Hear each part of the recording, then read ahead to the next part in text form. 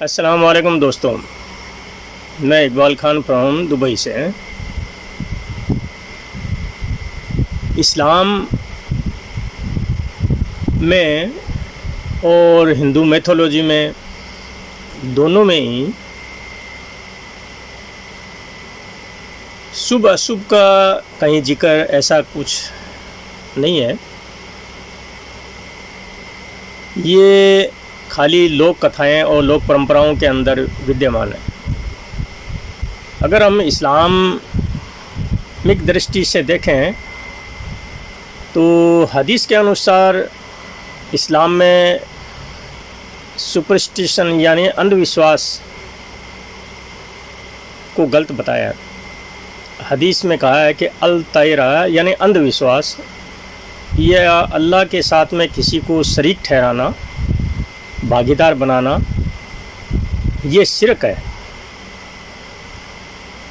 ये हदीस अबू दाऊद हदीस नंबर 3910 और तिरमिज़ी शरीफ 1614 में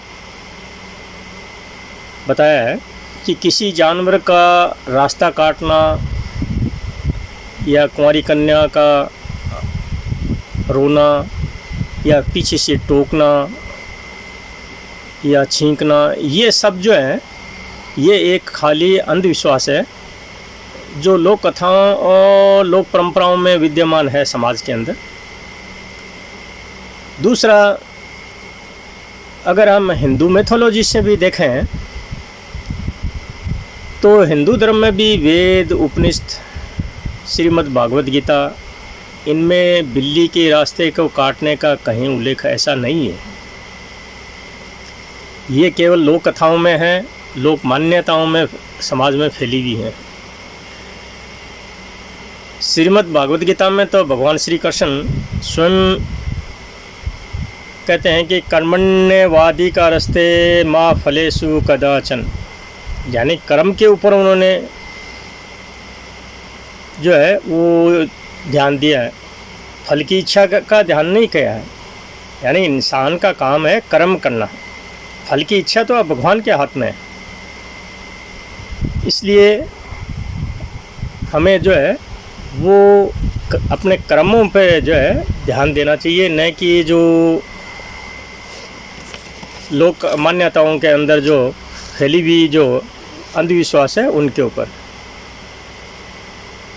अब जैसे सामने को आप कहीं जा रहे हैं और सामने से कोई छींक दिया तो उसको अपशकुन मानना, कुंवारी कन्या का सामने से रोना, बिल्ली का रास्ता काट देना, दूध उबल करके गिर जाना, किसी का पीछे से आवाज़ देना, ये सब जो है इनका कोई वैज्ञानिक प्रमाण भी नहीं है। जैसे छींकना, इस्लाम में छींकना एक शुभ माना गया है। हदीस शरीफ मुस्लिम शरीफ में 2992 में छींकना एक नेमत है।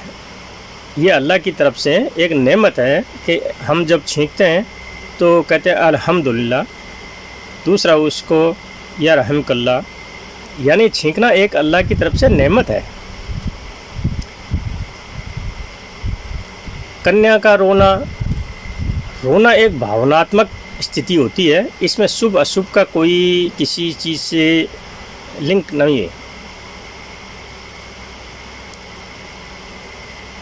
हिंदू धर्म में भी वेद हैं, उपनिषद हैं, कहीं भी इनका कोई उल्लेख नहीं है।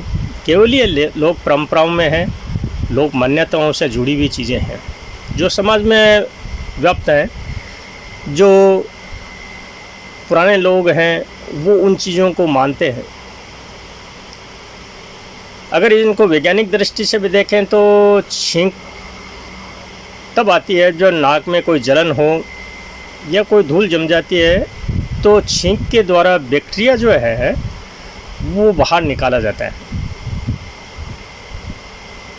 रोना जो है साइंस भी यही कह रहा है कि ये एक भावनात्मक स्थिति है, इसको शुभ अशुभ से जोड़ना गलत है।